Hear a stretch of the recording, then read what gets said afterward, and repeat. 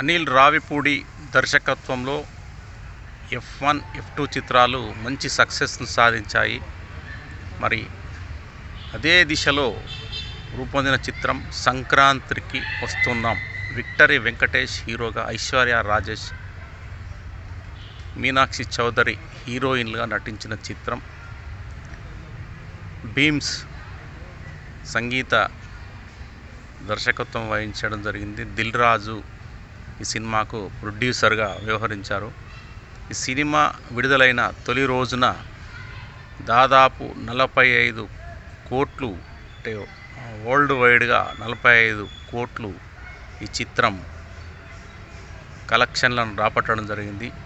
వెంకటేష్ కెరీర్లోనే విడుదలైన మొదటి రోజే అత్యధిక వసూళ్లను రాబట్టిన చిత్రంగా ఈ చిత్రం ఆల్ టైమ్ రికార్డ్స్ బద్దలు కొట్టిందనే చెప్పాలి. సంక్రాంతికి వస్తున్నాం చిత్రంలో మరి హాస్యం బాగా పండిందని చెప్పాలి. ఈసారి అనిల్ రావిపూడి కొంచెం డిఫరెంట్గా కథను రాసుకున్నాడు. కిడ్నాప్ నేపథ్యంలో కథ సాగుతుంది. ఈ సినిమాలో కొంత యాక్షన్ కూడా ఉంది. ఇక సినిమాలో నటించిన వెంకటేష్ కావచ్చు, హీరోయిన్స్ ఐశ్వర్య రాజేష్, అదేవిధంగా మీనాక్షి చౌదరి చాలా మంచి పర్ఫార్మెన్స్ను అయితే ఇవ్వడం జరిగింది సినిమాలో. అదేవిధంగా మిగతా ఆర్టిస్టులు నరేష్ కావచ్చు,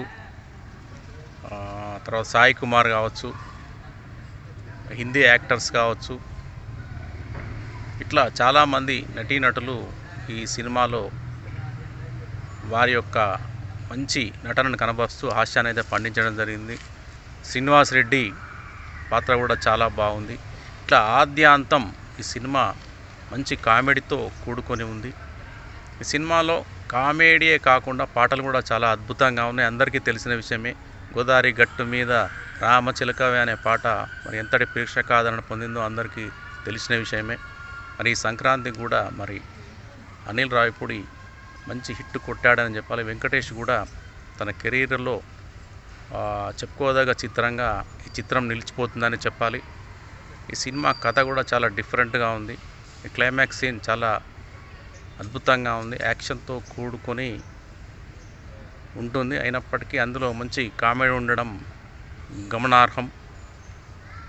మొత్తానికైతే మరి ఈ సంక్రాంతికి విడుదలైన చిత్రాల్లో సంక్రాంతికి వస్తున్నాం చిత్రం అయితే మంచి సక్సెస్ను సాధించింది. తొలి రోజు కలెక్షన్లు 45 కోట్లు మరి వసూలు చేసి మంచి పేరైతే సంపాదించింది. అందరూ చూడదగ్గ చిత్రం ఈ చిత్రం. ఫుల్ ఫ్యామిలీ ఎంటర్టైన్మెంట్ చిత్రంగా ఈ చిత్రాన్ని తెరకెక్కించడం జరిగింది.